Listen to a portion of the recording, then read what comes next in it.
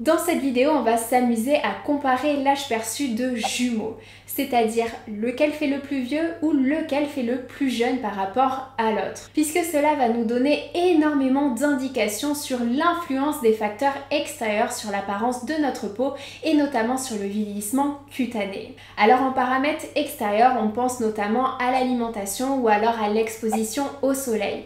Tout cela, c'est ce qu'on appelle le vieillissement extrinsèque, donc le vieillissement qui est lié à l'influence de l'environnement extérieur sur notre peau. Et ce qui est très intéressant chez les jumeaux, c'est que, étant donné qu'ils partagent la même génétique, ils sont soumis exactement au même vieillissement intrinsèque qui est le vieillissement lié à l'âge. Donc en fait avec les jumeaux on voit clairement l'influence des différents facteurs extérieurs sur l'apparence de notre peau et donc notamment le vieillissement cutané. Et tu vas voir, c'est fascinant, alors ne perdons pas de temps, allons-y, c'est parti.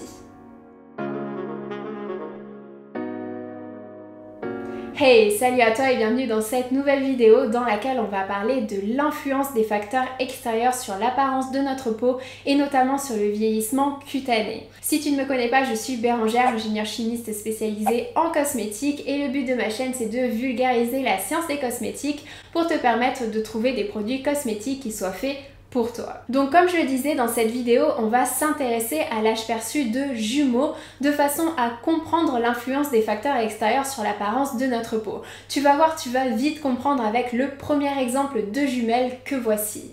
Alors je répète, ce sont deux personnes différentes, ce sont des jumelles que l'on va appeler jumelle A et jumelle B. Par définition, les jumelles ont le même âge qui est ici de 58 ans. Et pourtant, la jumelle A paraît plus jeune que la jumelle B. Alors, qu'est-ce qui explique cette différence? Eh bien, d'après toutes les données que les chercheurs ont recueillies sur ces personnes, la différence majeure entre ces deux jumelles, c'est le poids. Elles n'ont pas le même IMC. Alors, je rappelle que l'IMC, c'est l'indice de masse corporelle qui est calculé en faisant le rapport entre le poids au kilo et la taille en mètres au carré. Ainsi, avoir un IMC plus élevé, c'est-à-dire tout simplement avoir plus de forme, ça permettrait de paraître plus jeune.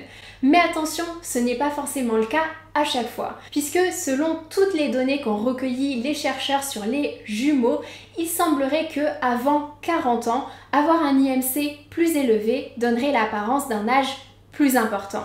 Par exemple, comme tu peux le voir avec ces jumelles de 27 ans, la jumelle B paraît plus vieille que la jumelle A et la seule différence, encore une fois, c'est l'IMC qui est plus élevé pour la jumelle B. Donc concrètement, quand on est plus jeune, avoir un IMC plus élevé, ça va nous faire paraître plus vieux. Mais la tendance s'inverse à partir de 40 ou 50 ans où avoir un IMC plus élevé va au contraire nous faire paraître plus jeune. Donc en conclusion, quand on vieillit, eh bien pour paraître plus jeune, il faut tout simplement grossir. Je sais pas si c'était une bonne conclusion ça. Je sais pas. Mais bon, passons à nos deuxièmes jumelles. Alors je rappelle encore une fois que ce sont des jumelles, donc des personnes différentes ayant le même âge qui est de 52 ans. Et pourtant cette fois-ci, on voit clairement que la jumelle A fait bien plus âgée que la jumelle B. Les rides sont beaucoup plus marquées. Et donc je parie que tu meurs d'envie de savoir quel est le facteur qui a influencé cette différence. Eh bien, roulement de tambour. C'est la cigarette. Et oui, la jumelle A a fumé pendant 20 ans de plus par rapport à sa sœur. Et d'après l'ensemble des données recueillies par les chercheurs, il semblerait que chaque décennie passée à fumer, ça te rajoute en âge perçu 1 à 2 ans par rapport à une personne qui n'a pas fumé. Par exemple, si on regarde pour l'âge de 50 ans, eh bien si tu n'as pas fumé, théoriquement, tu fais ton âge. Mais si tu as fumé pendant 10 ans, eh bien tu en parais un peu plus que 51 ans et demi. Alors que, je rappelle, en réalité, tu as toujours 50 ans. Et si tu as fumé pendant 20 ans de plus, eh bien là, tu fais 53 ans à la place de 50. Et si tu as fumé pendant 30 ans, eh bien là, tu en fais quasi 55, alors que, encore une fois, tu en as que 50. Donc fumer pendant 30 ans peut te rajouter 5 ans en âge perçu. Alors pourquoi la cigarette fait vieillir? Eh bien en fait il semblerait que le tabac favorise la production de radicaux libres. Les radicaux libres ce sont des espèces nocives qui sont très réactives et qui vont aller modifier, qui vont aller altérer l'ADN de tes cellules et donc ça va causer leur mort et donc engendrer un vieillissement cutané. De plus il semblerait que le tabac active une enzyme qui va aller dégrader les fibres de collagène. Donc fumer en fait ça entraîne une perte d'élasticité et une perte de fermeté au niveau de la peau, donc on va avoir des rides beaucoup plus marquées et tu peux voir clairement la différence au niveau des fines lignes autour de la bouche. Et il semblerait également que le tabac favorise l'apparition de taches brunes. Donc en conclusion, il vaut mieux ne pas fumer. Alors bien entendu, ici on a vu uniquement le côté esthétique.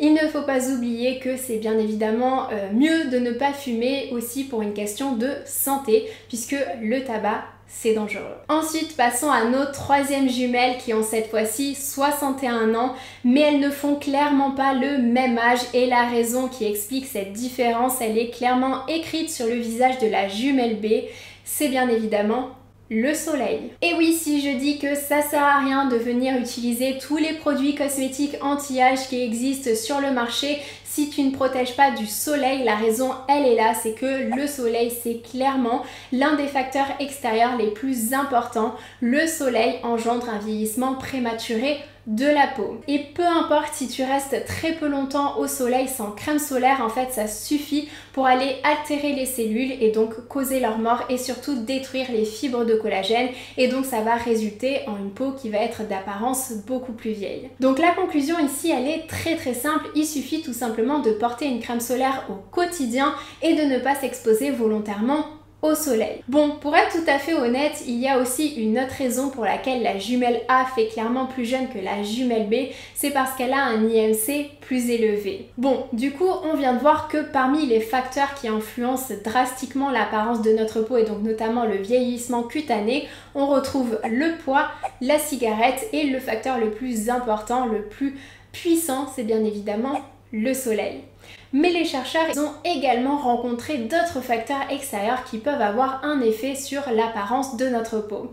Puisque avec toutes les données qu'ils ont recueillies, ils se sont aperçus que les jumeaux qui consommaient moins d'alcool paraissaient plus jeunes. Alors on ne sait pas forcément le lien qui existe entre la consommation d'alcool et le vieillissement cutané, mais quoi qu'il en soit, c'est ce que les chercheurs ont observé et en soi c'est pas forcément très étonnant que si on consomme moins d'alcool, eh bien on paraît plus jeune. Ensuite, les chercheurs ont également remarqué que les personnes sous antidépresseurs paraissaient plus vieilles que leurs jumeaux respectifs. Et c'est pas tout, ils ont également remarqué que les femmes divorcées paraissaient plus vieilles que leurs jumelles qui étaient mariées ou alors qui étaient célibataires. Oui, c'est pas une blague. Alors bien entendu, il ne faut surtout pas comprendre par là qu'il vaut mieux rester célibataire ou alors marié et ne pas divorcer pour paraître plus jeune, hein. Ce n'est pas du tout ce qu'il faut comprendre de ce résultat. En fait, les femmes qui ont tout simplement divorcé, ce sont des femmes qui ont certainement subi une tristesse profonde, un stress ou alors même une dépression et c'est cet état-là qui a pu avoir une influence sur l'apparence de la peau et donc sur le vieillissement cutané. Et ça, mine de rien, c'est quelque chose que l'on peut voir assez fréquemment dans la vie de tous les jours. Par exemple, les personnes qui ont eu des vies vraiment pas faciles avec énormément d'épreuves à surmonter, énormément de difficultés, et bien généralement ça se voit sur leur visage. Donc il y a tout un aspect psychologique donc qui est lié à l'apparence de notre peau et donc au vieillissement cutané. Il y a un lien entre les deux, même si on ne sait pas exactement le pourquoi du comment, ce lien il existe. Et bien évidemment je parle ici de vieillissement cutané, mais c'est valable également pour d'autres problématiques comme par exemple l'acné ou alors d'autres maladies de la peau comme l'eczéma ou le psoriasis. Et d'ailleurs il y a une dermatologue et psychanalyste à Paris qui va même beaucoup plus loin que ça puisque selon elle 80% des maladies de la peau ont une origine psychologique. C'est-à-dire que quand les personnes n'arrivent pas à communiquer, n'arrivent pas à exprimer et ont un mal-être, et bien en fait c'est tout simplement la peau qui va prendre le dessus et qui va s'exprimer à leur place. Alors honnêtement ce sujet est juste fascinant et je pourrais lire des articles des heures dessus tellement que je trouve que la relation entre le psychologique et la peau c'est quelque chose de très intéressant et dont on parle pas assez souvent à mon goût. Mais bon, c'est la fin de la vidéo pour aujourd'hui, donc si la vidéo elle t'a plu, n'hésite pas à mettre un j'aime comme d'habitude. Je te fais de gros bisous, prends soin de toi, ciao.